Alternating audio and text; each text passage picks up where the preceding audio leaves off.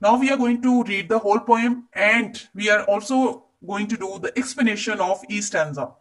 Stanza number one. Break, break, break on thy cold grey stones, O sea, and I would that my tongue could utter the thoughts that arise in me. In the first stanza, the poet Alfred Tennyson, who is the poet and narrator, says that the sea water is touching at the stone near the seashore.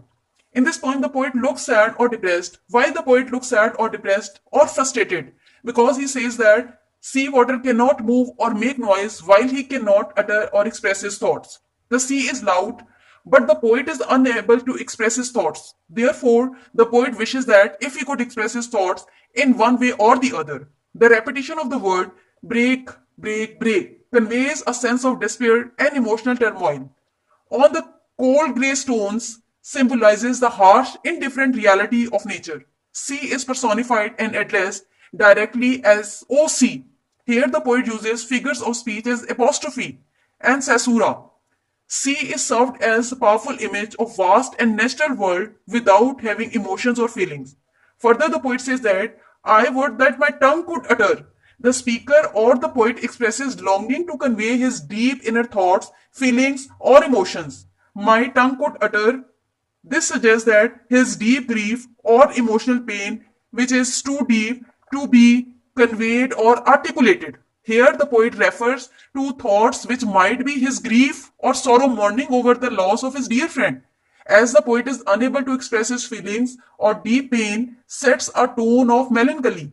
In this stanza, the poet actually wishes that if he could express his feeling easily, as he is unable to express them, I would that my tongue could utter. In this line, the poet want to say that he is completely unable to express his feeling or deep pain, sets a tone of melancholy, because the poet says that he actually wishes that if he could express his feeling easily, as he is unable to express them. Therefore, he commands the sea to break so that could break the barrier which might make him able to express what is inside him.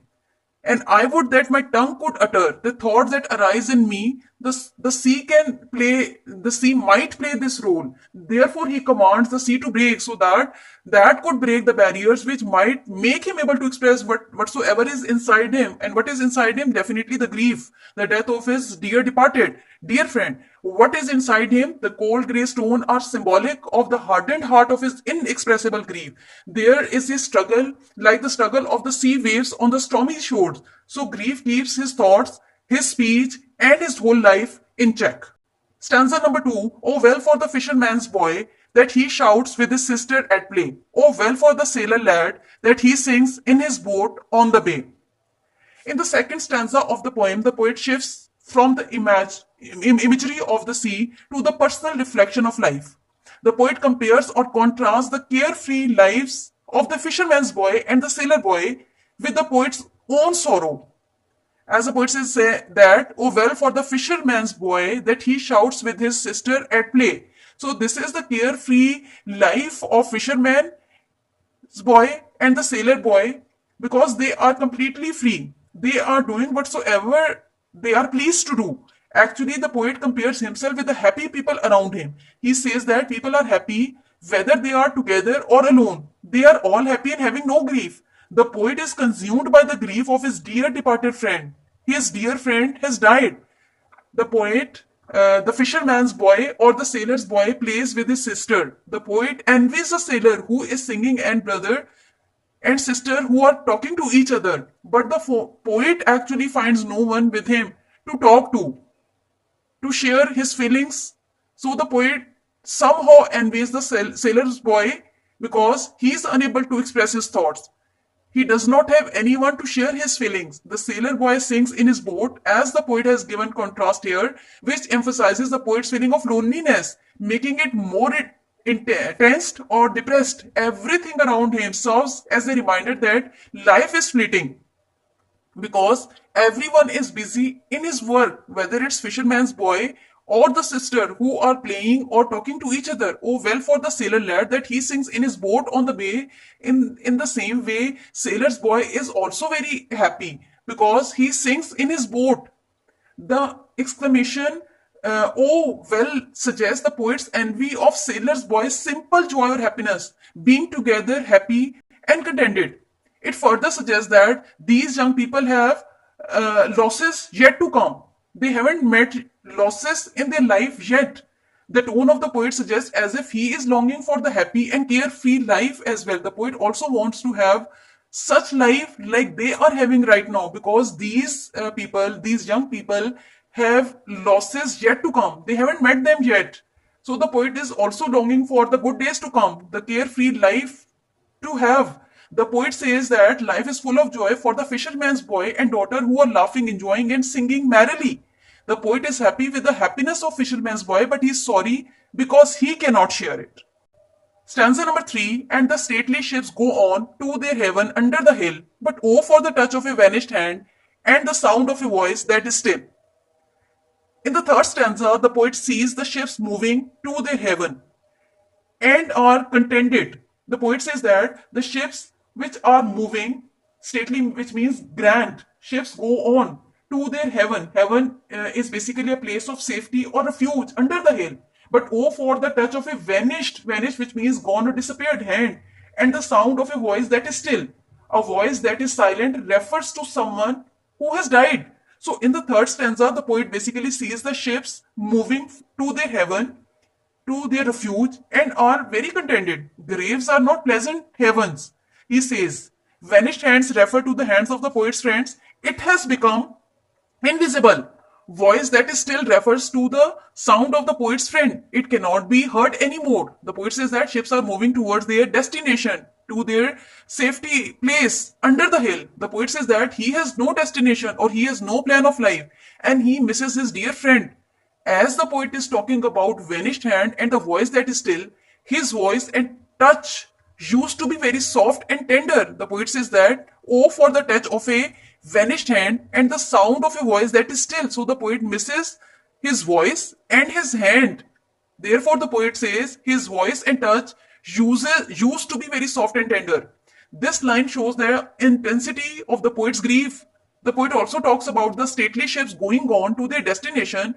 By watching these ships, does not distract the poets from the memory of touching hand who has no longer exist and voice that has gone silent. As the poet is watching the stately ships which are moving on to their destination under the hill. But in all such circumstances, as he viewing all this scene, the stately ships which are moving, but that cannot distract the poet from the memory of his dear friend. So the poet remembers the touch of a vanished friend's hand and the sound of his voice. The friendly voice has become silent. While talking about the vanished hands and the voice that is still, the poet realizes that ships also fade into the distance. Humans also drift away from life. They are all contrast with the poet's plight. Stanza number 4. Break, break, break, at the foot of thy crags, O sea, but the tender grace of a day that is dead will never come back to me. Break, break, break, at the foot of thy means you, your, crags, a steep or rugged piece of rock. But the tender which means gentle, soft, grace which means beauty, charm or blessing of a day that is dead will never come back to me. So in the last or the fourth stanza, the poet again repeats the crashing or breaking of the waves at the cliff. The waves come again and hit the shore of the sea, but for the poet there is no coming back of the dead one. Tender days of the day refers to his beautiful memories of the days which are now gone. So the poet looks at the sea again and addresses to it once more. But now the poet realizes that easy happiness of previous days will never come back, will never return. Even if he is able to express his feeling, emotions or grief, his dear friend will not come back again. So here the poet somehow realizes the fact that even if earlier on he was saying that he was unable to express his inner grief, but now he has somehow realized that even if he is able to express his feelings, emotions or grief, his dear friend who has died will not come back again. As he earlier wished to express his laments or grief is itself no solution to the problem. So this is obvious. Nothing in this world lasts forever. Many people simply accept it. But it is difficult for the poet to forget the close acquaintance who has recently died. The poet finds no way to revisit the past to spend more time with his friend. It is hard to accept the harsh reality of close dear friend's death, that all things come to an end. This also suggests that nothing in this world lasts forever. Transience of life, and we are puppets in the hands of fate. So the scene evokes a sense of inevitability and hopelessness. I hope that you have understood the explanation of all four stanzas.